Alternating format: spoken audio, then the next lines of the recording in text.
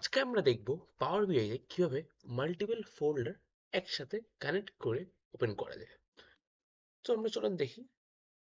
ফার্স্টে যদি আমরা যাই ফোল্ডারে, আমরা এই ফোল্ডারে তিনটা যাচ্ছি একসাথে পাওয়ার বিআই তে ওপেন করতে। তো ফার্স্ট আমি যেটা করব, এই উপরে যে ফোল্ডারের ট্যাবটা আছে সেটা থেকে আমি পুরোপুরি কপি করে নিব। কপি করে নিয়ে পাওয়ার বিআই তে যাব। পাওয়ার বিআই তে যে গেট ডাটা অপশনে যাব। গেট ডাটা থেকে এখানে মোর অপশন আছে, এখানে ক্লিক করব। এখান থেকে দেন ফোল্ডার অপশনে যাব। ফোল্ডার থেকে কানেক্ট করব। কানেক্ট করে আমি যে এই লিঙ্কটা কপি করেছিলাম ফোল্ডার যে পার্টটা ওইটা পেস্ট করে দিব এন্ড এরপর প্রেস ওকে।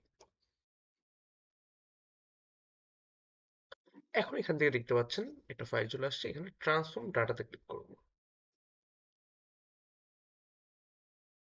ট্রান্সফর্ম ডাটা থেকে আপনি এখন প্রত্যেকটা একটা করে কপি করবেন।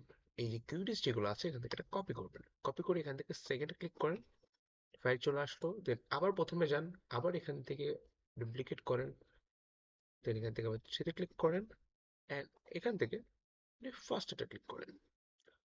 তিনটা ফাইল চলে আসলো। এখন আপনি জাস্ট খালি ক্লোজ এন্ড অ্যাপ্লাই দিয়ে দেন।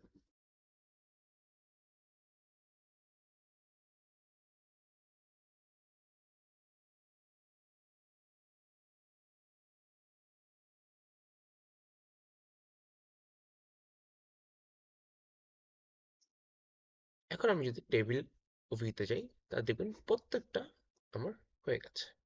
সো আমরা এইভাবে মাল্টিপল ফাইল ফোল্ডার ওপেন করতে পারি।